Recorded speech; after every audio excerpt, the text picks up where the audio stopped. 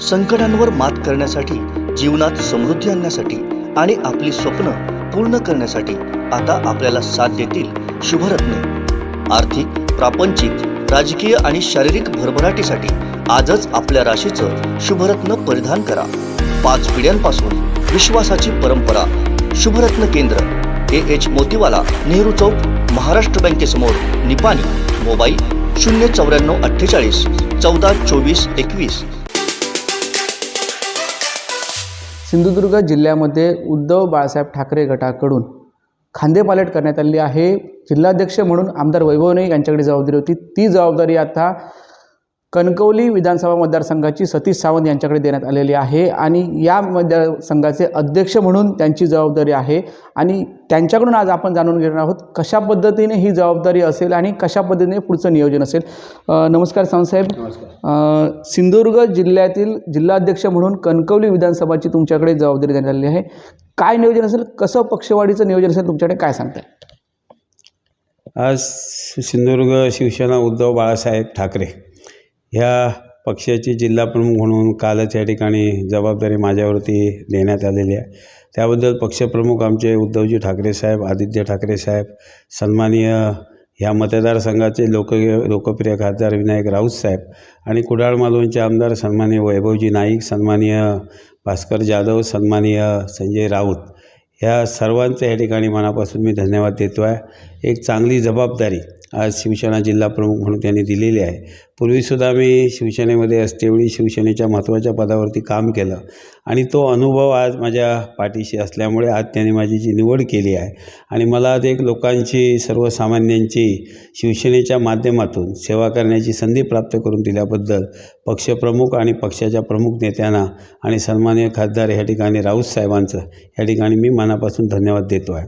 आज ह्या कणकवली देवगड वैभववाडी मतदारसंघाची जबाबदारी जिल्हाप्रमुख म्हणून माझ्यावरती दिल्यानंतर निश्चितच ह्या मतदारसंघामध्ये प्रत्येक बूथ शिवसेनेचा मजबूत करणं आणि उद्याच्या ज्या काही निवडणुका असतील या निवडणुकामध्ये पक्षाची कामगिरी चांगल्या पद्धतीने पार पाडण्यासाठी एक कार्यकर्त्यांची फळी तयार करणं, बूथ सक्षम करणं, महिला आघाडी, वेगवेगळ्या ज्या काही आघाडी आहेत, वेगवेगळे जे काही पक्षाचे सेल आहेत ह्यांची स्थापना करून निश्चितच ह्या ठिकाणी पक्ष मजबूत करणं आणि लोकांना केंद्र आणि राज्याच्या ज्या काही प्रभावी चांगल्या योजना असतील त्या लोकांसाठी राबवणं आणि ज्यामुळे लोकांवरती अन्याय होतो, आज गॅससारखा विषय असेल, आज शेतकऱ्यांना खताच्या किमती असतील, शेतकऱ्यांच्या प्रश्नाकडे दुर्लक्षित केलं जातं आहे, या सर्व प्रश्नांवरती एक जनजागृती करून आवाजसुद्धा उठवला जाईल आणि म्हणून आज जरी सत्तेत नसलो तरी निश्चितच आज लोकांसाठी पक्ष संघटना मजबूत करणं आणि लोकांना जनजागृती करणं आणि ह्या असलेल्या मतदारसंघामध्ये हा शिवसेना पक्ष मजबूत करणं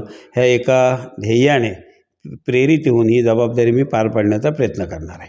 नितेश राणे 2 वेळा आमदार झालेले आहेत, कसा भेद आला किल्ला? नाही, यामध्ये बालेकिल्ला म्हणजे पूर्वी काँग्रेसमध्ये होते त्यावेळी काँग्रेस, राष्ट्रवादी अशा पद्धतीने निवडणूक लढवली, त्यानंतर त्यांनी स्वाभिमान पक्ष काढून BJPमध्ये जाऊन त्यांना ही निवडणूक त्या ठिकाणी जिंकावी लागली आणि म्हणूनच हा गड भेदण्यासाठी मला वाटतं त्यांची असलेली कामकाजाची पद्धत जी आहे, इथल्या विकास कामांकडे त्यांचं लक्ष नाही आहे, स्टंटबाजी करणं आणि म्हणून जर संघटना मजबूत केली तर मला वाटतं हा गड जो आहे हा भेदायला का आम्हाला कोणत्या प्रकारची अडचण येणार नाही आहे आणि मला वाटतं ह्या मतदारसंघातली जनता जी आहे ही जनता सुज्ञ आहे। ह्या मतदारसंघामध्ये किंवा ह्या जिल्ह्यामध्ये नातपै असतील, मधुदंडवते असतील, या ठिकाणी सुरेश प्रभू असतील किंवा आता विनायक राऊत असतील, निश्चितच ज्या पद्धतीने लोकांनी साथ दिलेली आहे त्याच पद्धतीने ह्या मतदारसंघामध्ये सुद्धा कणकवली देवगड वैभववाडी ह्या मतदारसंघामध्ये स्वर्गीय आप्पासाहेब गोगटे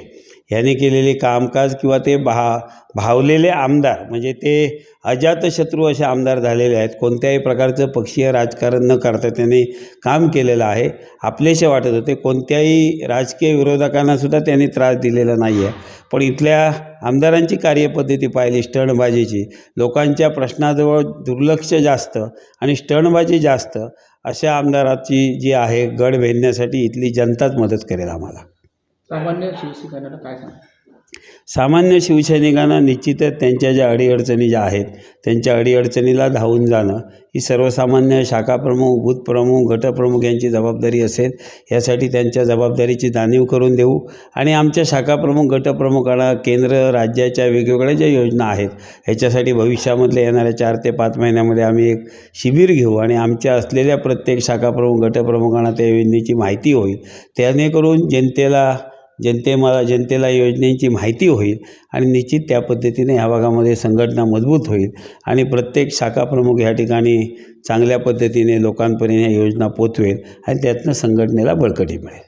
निश्चितच हे होते जिल्हाध्यक्ष सतीश सावंत यांनी सांगितलेलं आहे की पक्ष वाढीसाठी आपण प्रयत्न करणार आहोत. बूथ अध्यक्ष असतील, शाखाप्रमुख असतील, यांच्याकडे प्रामुख्याने आपण लक्ष देणार आहोत. तशाच पद्धतीने राणेंचा जो बालेकिल्ला मानला जातो कणकवली संघ, तो देखील आपण भेदणार आहोत. कारण नितेश राणे हे स्टंटबाजी करतात आणि स्टंटबाजीमुळे आता लोक कंटाळलेले आहेत. त्यामुळे आपण सर्वसामान्य नागरिकांचे प्रश्न सोडून आपण हा बालेकिल्ला देखील भेदणार आहोत. उमेश बुचडे, कोकणसाद लाईव्ह, कणकवली.